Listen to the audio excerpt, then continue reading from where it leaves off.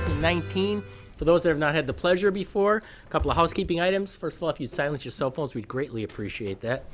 And second of all, the way it works after we call the roll and go over the minutes, we take items one by one. First, the city staff presents on an item. Then it's open up just to the commission for technical questions. Once we're done with technical questions, we open it up to the audience for comment and questions. If you have anything to share, please step up to the microphone, state your name and address, and say your piece. Please stick to the topic if you can, and be prepared to answer any questions that we may have. Moving on, let's do the roll call. Thomas Wojtek. Here. Kathleen Propp. Here. Mamadou Koulibaly. Here. Lindsay Erickson. Here. Michael Ford. Here. John Hintz. Here. John Kiefer. Here. Lori Palmieri. Here. Thomas Perry. Here. Justin Mitchell. Derek Groth. Okay. On to the minutes. Do we have any deletions, corrections, anything else to add from the meetings of December 3rd? Motion to accept. Second. All those in favor say aye. Aye. Opposed? Nobody?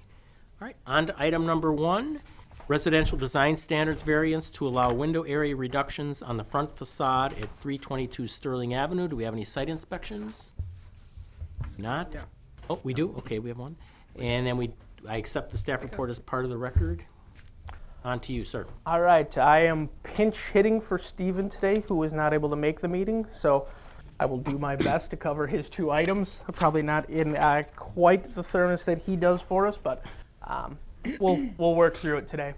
So the first item is a design standards reduction for window area at 322 Sterling Avenue.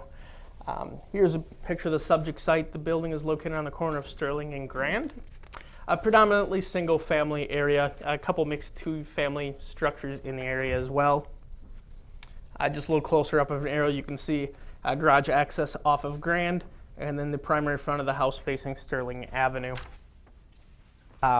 Fortunately, we didn't get a lot of the pictures in we normally do, so I'm going to have to reference your staff report a little bit. Going to page 3 of your staff report is a picture of the existing home. The applicant is in the process of doing some substantial remodeling of the structure. In doing so, they're looking at remodeling the kitchen. In the process of remodeling that kitchen, there are some tweaks they're looking at making to the windows, essentially trying to get a little more counter space, cabinet space to the house. The table on the top of page 3 talks about kind of the existing windows and what is being planned. So existing window 1 would be reduced by approximately 3.45%. within our 10% allotment under code. Window 2 would be completely eliminated, which has necessitated the need for the variance, along with window 3, that is about a 30% reduction. Window 4 would be again a 3.4% reduction within the code allotment. What you don't see here is we've been working with this applicant to balance out the design of the home. Really, the intent of the design standards variance is for a well-designed, well-balanced house. I'm working with the applicant. He's been willing to place an additional window on your picture just to the right of window 1, which is listed as new window in the table. So adding some additional glazing to the house to compensate for the glazing that's being lost. Bringing this to about a 10% total reduction in overall glazing of the house. On the following page, page 4, you can see on the top it was the original proposal. There was a little bit of large blank space after the remodel took place. Working with the applicant, he's willing to do the image below, which is the revised, adding that additional window, balance out the house a little bit. With that back and forth we have with the applicant, staff is in support of the request. You know, the applicant has done his best to balance out how you have a functional, usable home and still have kind of the aesthetic appeal of what the code is desiring. So a little bit about the code reference. The existing window and facade, including gables, shall not be closed or filled totally or partially. They're completely closing one, partially filling another. That is the need for the code. So here we do have some of those images I talked about. And this is, again, I was saying, top was the original proposal. Bottom is the revised, which staff feels really gets at the intent of the code. The character of the home is being maintained. Here's the interior of the home. Like I said, the applicant is doing kind of quite a substantial remodel of the house. It's a relatively small home, and they're really trying to make an investment into it. Some more pictures of the inside of the house. So this is the kitchen layout that they're proposing. So you can see really on this left image how they want to go with the smaller window above the sink, get a little more usable counter space, cabinet space for the kitchen. Again, here's kind of that layout of the home. On the, I believe on the bottom, excuse me, on the left is the sink where the smaller window would be located. So in that, like I said, staff is recommending approval with a couple of conditions. Window trim to match the color and appearance of the existing home. Completed work to be revised so that the perimeter of the window maintains the same appearance as the existing. Applicant to add the additional window as we've discussed today. That is one of the requirements we'd like to see added. And then finally, findings that the variance approved as a condition will not be contrary to public interest. Thank you, sir. Technical questions? Quick comment. Is the Oh, top I'm sorry. of the Go ahead, Lon. window matching the top of the other window, the middle one, the new one? The one above the sink. Yes, looking at the proposal is for the two windows on the eastern part of the facade to have the same top plane. The two windows on the western part of the facade, again, to have the top plane. Other technical questions? Thank you for working so hard with the applicant. It makes these kinds of things much easier. I have to give the credit to Stephen. He did a nice job trying to find a solution that worked for everyone. I'm sure he's watching on TV right now, so thank you, Steve. Was this done ahead of time, like it's supposed to be done? Or Yeah, this work has not taken place yet. Awesome. That's good progress. See? There's no technical questions. Anybody here from the public to speak to this item today? Seeing none, back to the commission. Motion to adopt findings and recommendation as stated in the staff report. Second. Okay, discussion. Lovely. Let's call a roll. Ford, Aye. Hintz, Aye. Kiefer, Aye. Palmieri, Aye. Perry, Aye. Crop, Aye. Kulabali, Aye. Erickson, Aye. Wojtek. Aye. Motion carried 9-0. Moving on to item number 2, a specific implementation plan amendment for a reduced front yard setback for property located at 1995 South Keller Street. Do we have any site inspections for that one? We have several. Okay.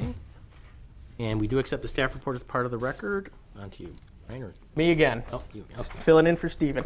I'll draw Plan Commission's attention. This was at a workshop at the previous meeting where the applicant came forward, kind of talked about the desire of what they wanted to do.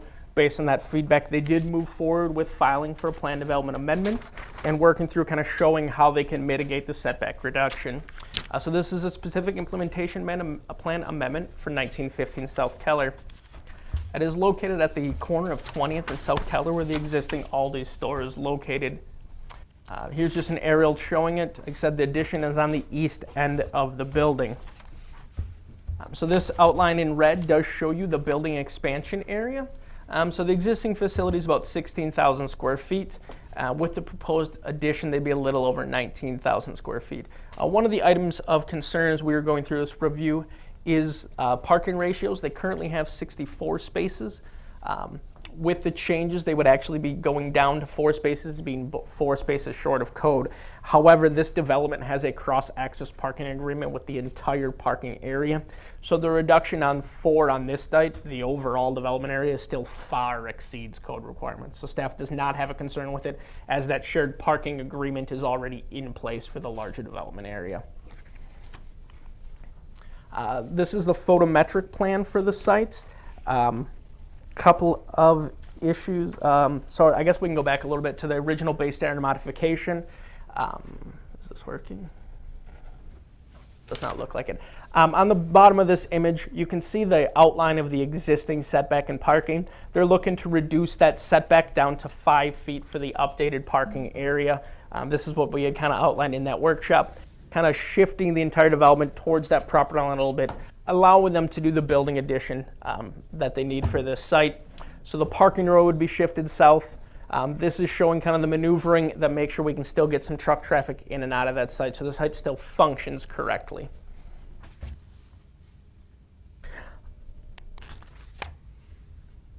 Thank you, Brian. Photometric plan for the site. There are still a couple of details that need to be worked out with the applicant related to mounting fixture height, but that can be taken care of during final site plan review.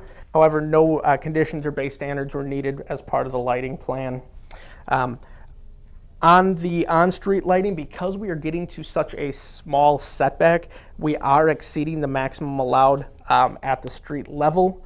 So staff is recommending a base standard to exceed that at the property line. However, as we've done in past experiences, the city is okay with that light trespass only into public right-of-ways. So in this case, it is helping to light Keller and 20th. Discussing with city staff that was a reasonable request in this case. So this shows kind of the proximity to some additional property lines, kind of highlights where the area of light trespass exceeds 0.5. However, by the time you get into the roadway, it quickly dissipates below that 0.5 level, but right at the property line, it just exceeds it. So really, the crux of this plan development amendment is landscaping. Can we mitigate that setback reduction request through landscaping? So the applicants have provided a very substantial landscaping plan for this site. Here we kind of summarized what the code requirements are, as well as what's being done. So along South Keller, south of the access drive, so basically this portion south, code will require 100 points of landscaping per 100 linear feet of frontage, or in totaling 181 points. As we move this, that is the base code requirement. So the applicant is providing 192 points. So they're exceeding the base code requirements.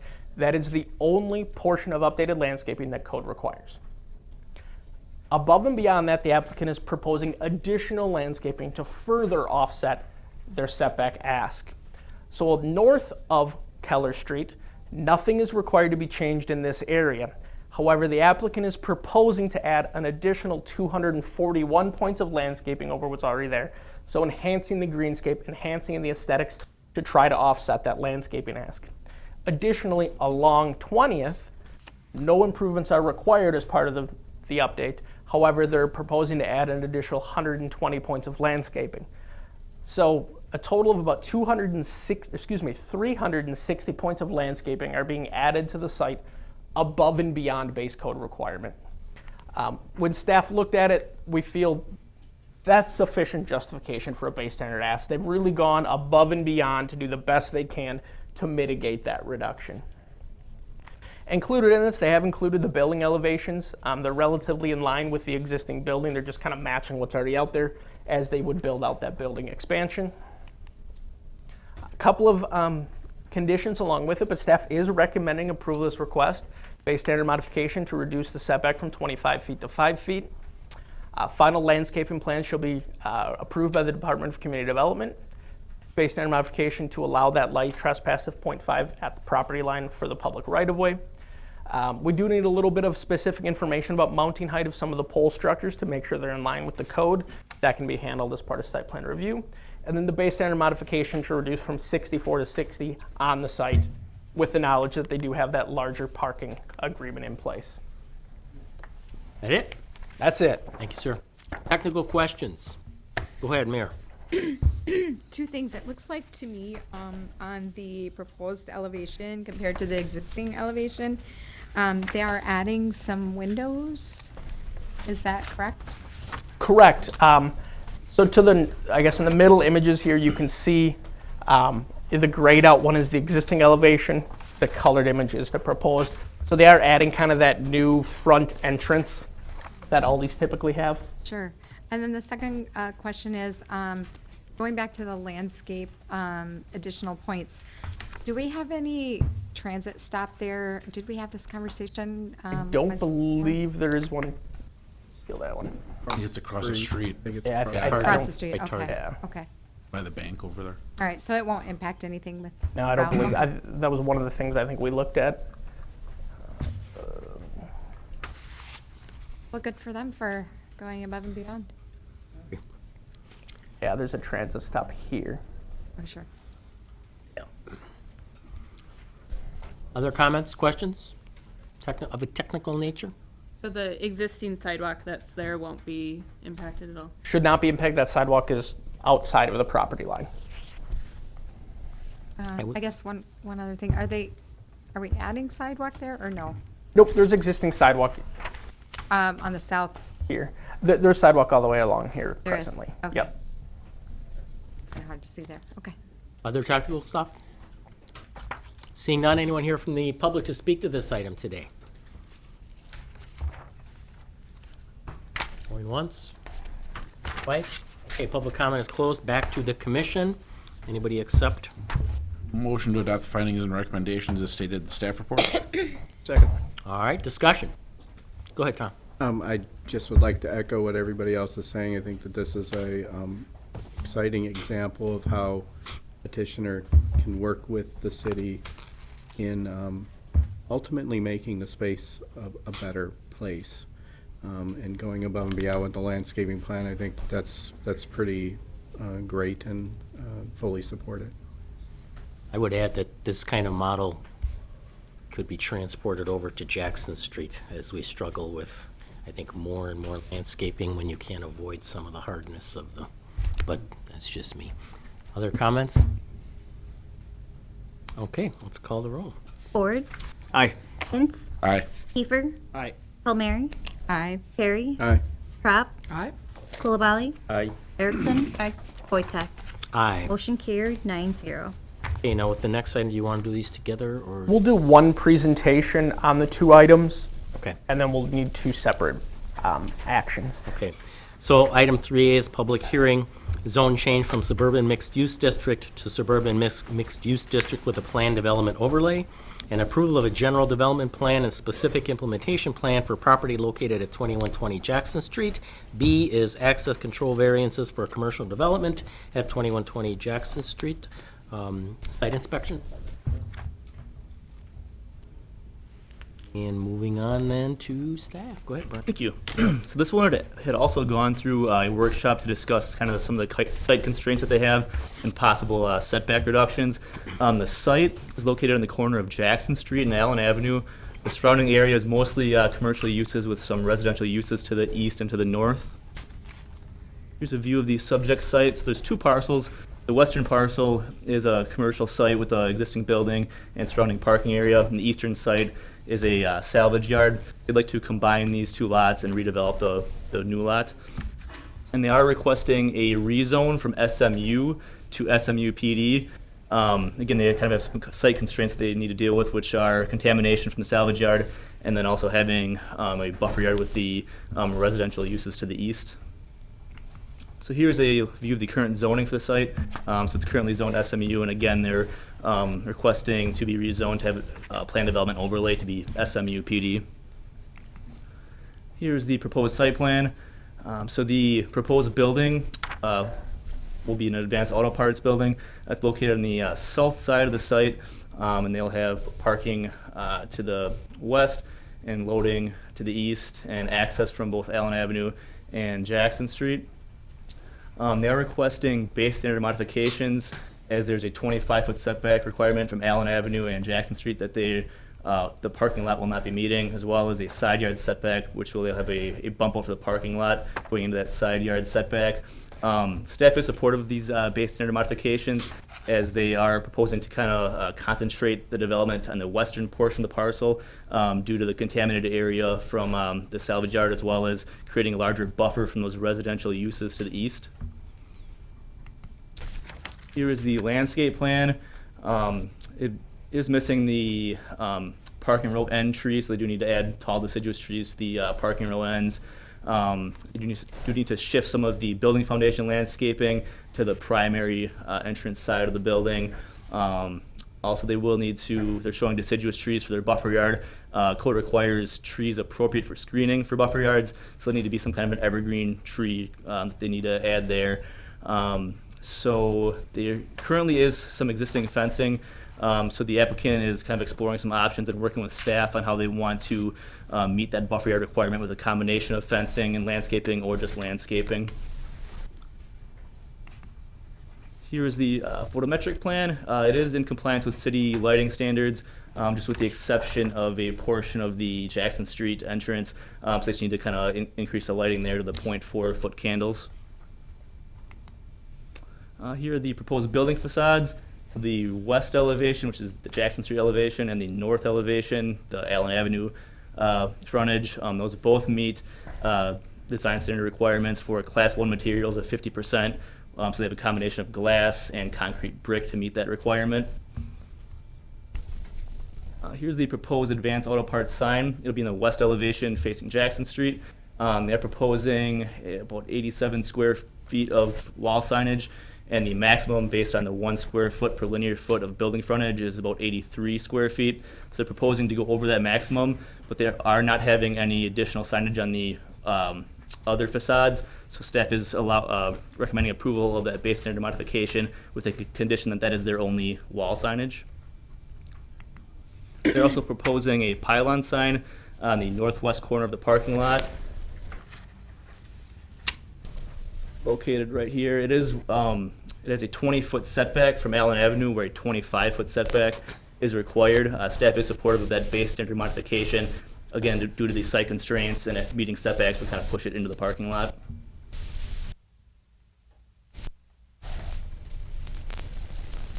So staff is supportive of the rezone general development plan and specific implementation plan with the findings in your staff report and the following conditions.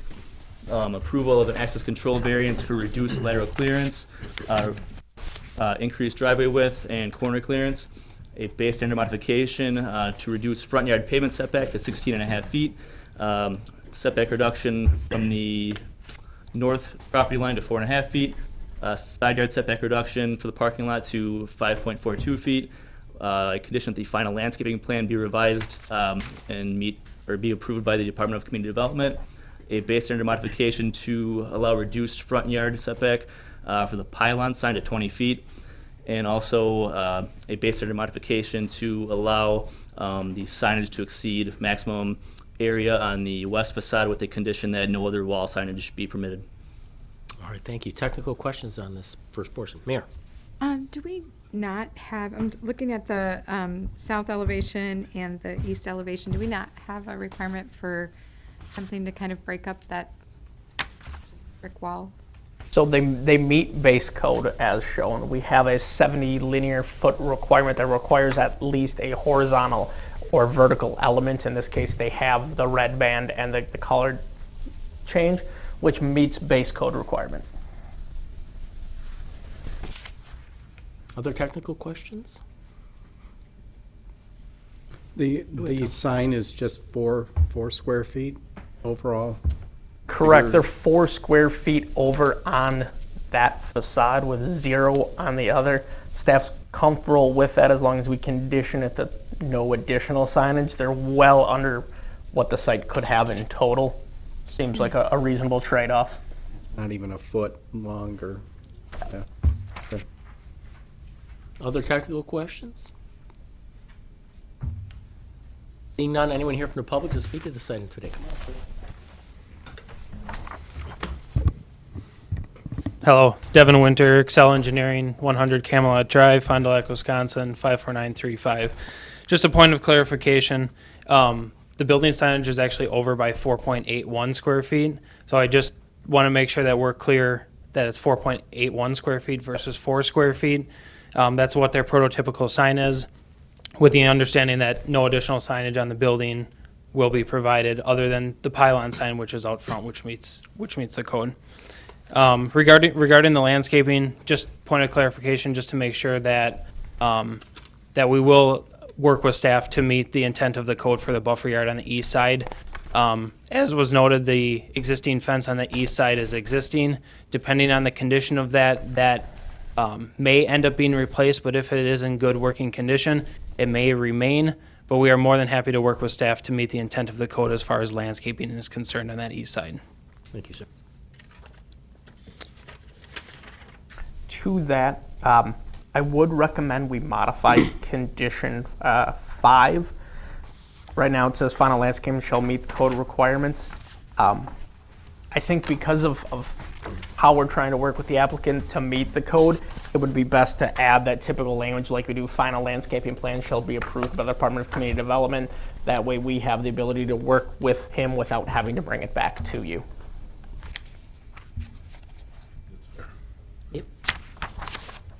Christoph? Question? Go ahead, Cap. Yeah, the fencing on the north side, of course, is awful.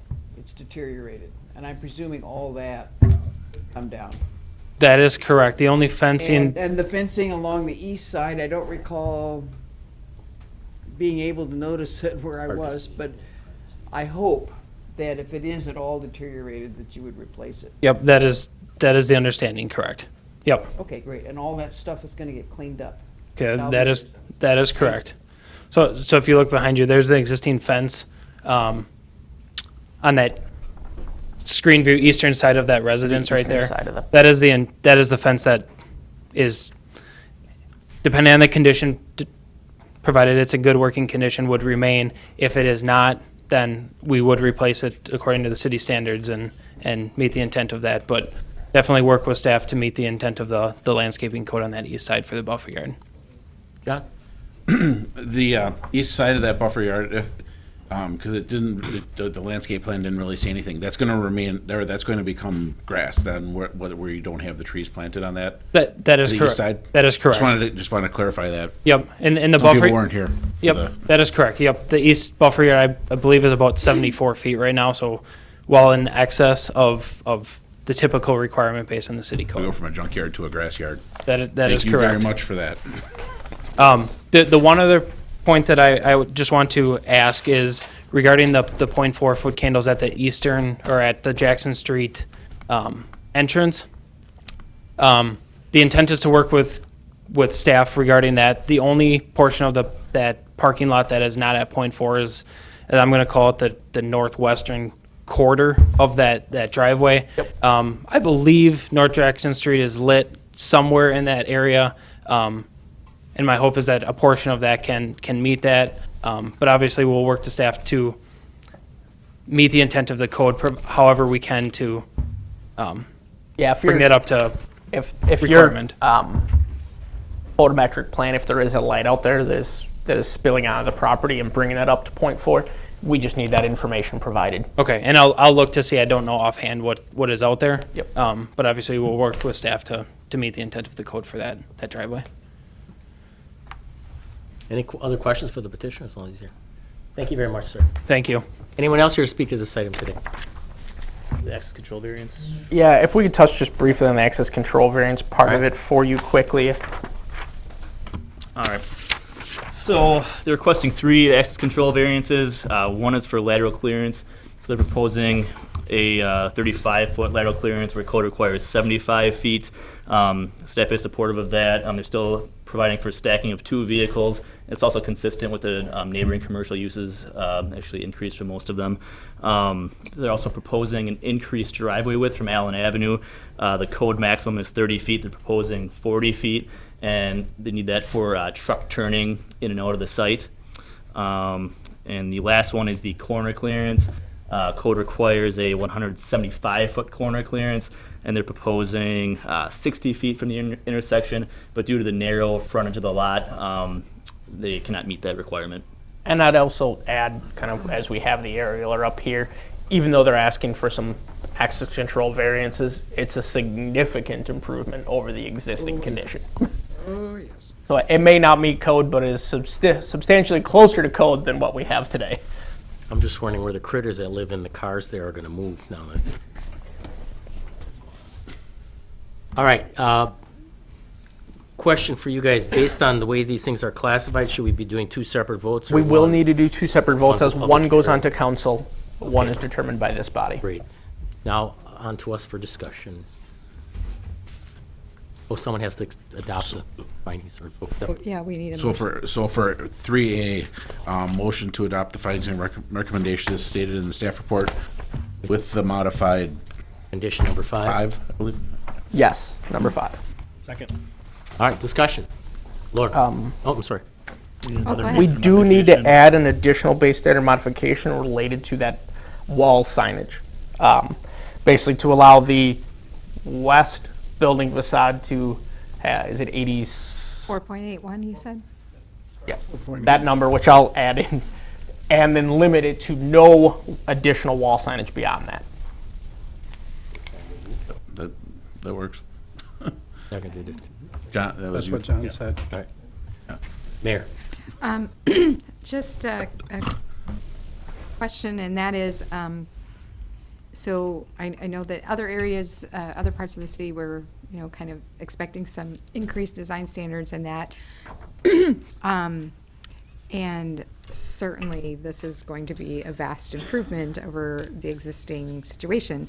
But I do just wonder if we, have given any thought to having a little more interest in the architecture that's being added along Jackson Street. I think we might have had this discussion, or maybe it was at council, regarding the decrease in the design standards, or just the very basic for like Casey's and other things that have gone up there. And I just wonder if we're going down a path of, a continuous brick wall with square boxes. Yeah, staff evaluated, in 2017, we put in design standards when we had none. And we've heard some feedback from the development community that it's even a challenge to meet the base code requirements, especially when you get into contaminated sites and stuff of this nature where there's some substantial impact.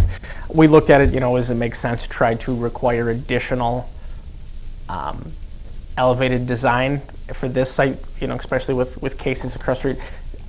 I think base code is a substantial improvement. I don't know how we got to this necessarily understanding that base code is bad.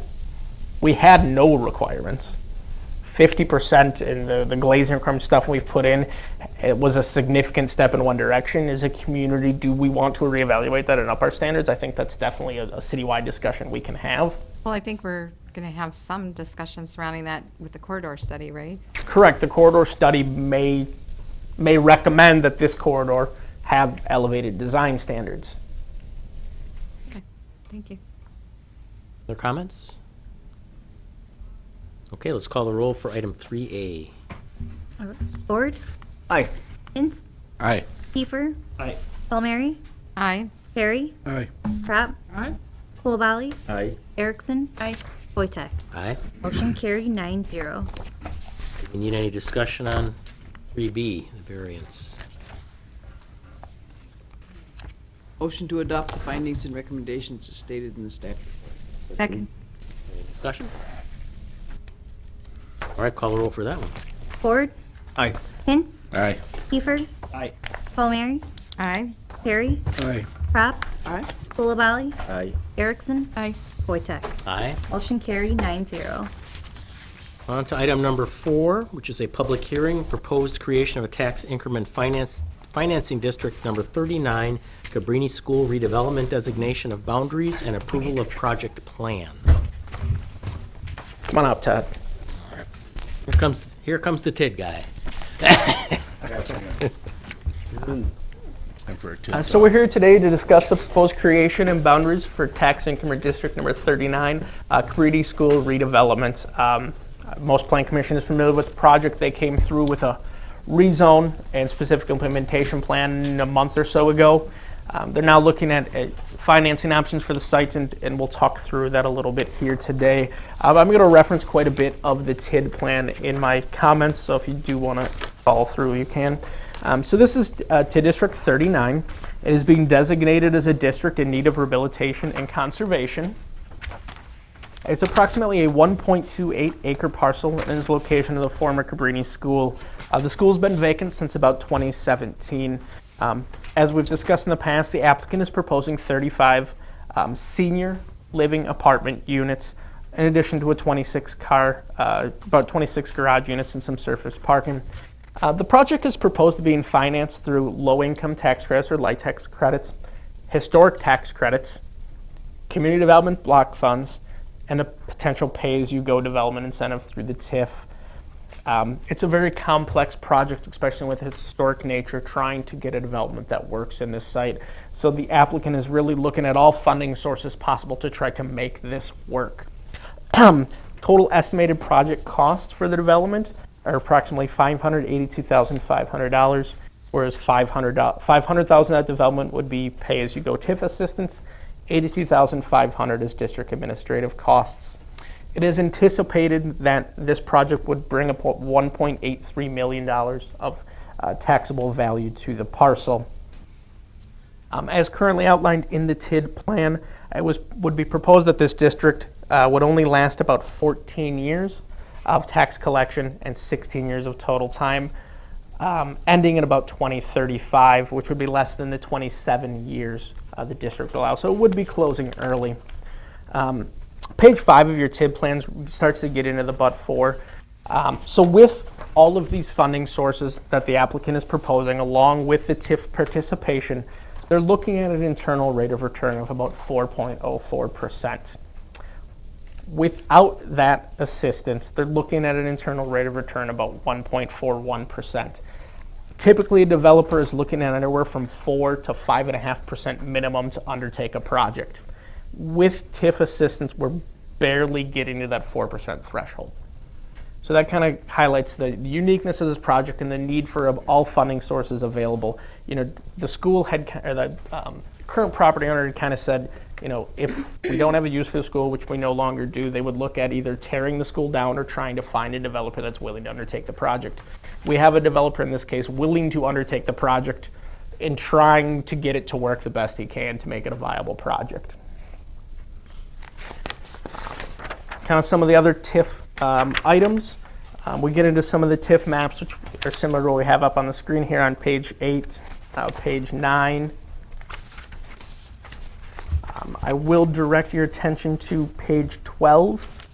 Page 12 starts to get into the type of items that are anticipated to be done here for the actual rehabilitation of the property and the conservation of the property. So AD accessibility improvements, interior bathroom improvements, your mechanical systems being updated. Then from the historic preservation side of it, they are looking for historic tax credits. The building needs to have some brick maintenance, tuck pointing, window replacement, door replacement, roof and stairwell repairs. Page 13 is our equalized value, so we are still well below the 12% threshold. That 12% threshold for the city for equalized value is about $505 million. Even with the creation of this TIF, the city would only be at about $176 million, so still well below the threshold. Page 14 outlines the type and kinds of projects. So really here we're looking at cash grants or pay-as-you-go TIF assistance, which would have to ultimately be approved by council under a developer agreement. And then professional service administrative cost of operating the TID. Next, I will draw your attention to page 17, where that is the detailed list of project costs. That is the $500 pay-as-you-go TIF assistance and development incentives, and then the TIF administrative cost of about $82,500. Again, on page 18, we talk about the economic feasibility. This TID creation would generate about an incremental value of $1.83 million, with a total projected taxable generation of about $1.2 million. Hopefully I said that right. Finally, one other item I did want to highlight for you is page 26, which is one of the state law requirements showing the taxable jurisdiction breakdown. The JRB did meet this morning on their initial organizational meeting for this TID. Obviously, TIDs require 3 bodies for approval: Plan Commission, Common Council, and the Joint Review Board. Was everybody present at the joint review? Everyone but the public member, because the public member has to be appointed at the first Joint Review Board. With that, staff is recommending approval of the TID plan and the boundaries associated with it. One thing I want to really note, because this is something we've been trying to pay attention to, is during the scoring process, the city has a number of matrix for scoring TIDs. This TID scored a 98 on our conservation and rehabilitation TID matrix. That is the highest score to date. I don't think we've ever broke 80, much less getting into upper 90s. So this project really ticked off a lot of those things we're looking for when we do these types of developments. Mr. Allers, did I miss anything? Or No. Mr. Taves, excuse me. Let's go back. Did anybody do site inspections for this one? Not too far. Okay. And we do accept the staff report as part of the record. Thank you for sharing. We have technical questions for the folks up here. Yes, Michael. Yeah, on page 2 of the staff report, it just mentions that should additional project expenditures be undertaken, the anticipated termination date of the district may change. I assume if there's any additional project expenditures along the way, that would go through council? Correct, and it would still require that developer's agreement with council to be approved. Okay. Thank you. Other technical questions? Just Okay. have one. Go ahead, Mayor. On the ADA accessibility, perhaps someone could refresh my memory on to what extent the ADA accessibility will be, yes, are we talking about just visiting accessibility, residing, to what extent? I know there's like different. I think I'll let the applicant handle that during their comments, once we're done with technical questions. Any other technical questions? Second, Andy. Any other technical questions? All right, then, on to you, Andy. Andy Dumke, 2062 Menominee Drive. So we are putting in an elevator, and all the units will be accessible. And then, I can't remember the exact amount, but about 15% of the units will also be, actually have roll-in showers and countertop height that meets anybody that's living there in a wheelchair. But all the units will be accessible. Much. Go ahead. One more question? Mike, take go. Yeah, no, go ahead. Oh, no, just two quick questions. Would this project be viable without the TIF? It would not. It is affordable housing. Mhm. The cost to rehab historical buildings is extremely expensive. Mhm. So between the two of those, we're struggling. Okay. And I know this isn't really necessarily relevant to the determination of whether or not it makes sense for TIF, but also the way the scoring works for affordable housing. Some financial participation by the municipality helps with the scoring. So there's two main factors for us that we need it. So it's Okay. Same deal with the tax credits, I assume? Yep. Excellent, thank you. Mamadou? No. Oh, okay. Anyone else have any questions for the petitioner? Do you have anything to add, Mr.? Nope. It's here for questions. Anyone else here from the public to speak to this item today? Okay, thank you. Thanks. Exciting. Thank you. We have a motion to adopt. I'll have a motion to adopt the findings and recommendation as stated in the staff report. Second. Seconded. Comments? John, Echo. Go ahead. Yeah, it's a great use of a building that no longer has its original use. It's awesome. We've been through a lot of these. I really appreciate the presentations on the TID and how it works every time. It's just helpful because even though we're really not the finance people, that's really more the council's problem. But I just think it's helpful to understand they're all different, and it's just I have a much greater understanding of this process and these kinds of projects than I ever did before. But it's all because you guys do a good job with the presentation. John? Yeah, and I just want to take the opportunity again to compliment staff because the workshops, having the workshop on this makes this TID process so much easier because we asked a lot of these questions. I know you weren't here at the accessibility one, and I didn't want to blurt it out because I think Justin was here and he was all over that. So, but it's one of those things we cover so much. I mean, and we had people from other people in the community that were around and stuff, and it was just like it was great. And I hope we keep doing this because I think it's going to be nothing but good for the community, especially when we're saving these buildings like this. Other thoughts or comments? Go ahead, John. Just want to thank Andy for keeping this building alive. I went to school there for 8 years, so great to see it remain viable and part of our landscape. Thank you. Will there be a memorial in the building for you or statue? What's healthy?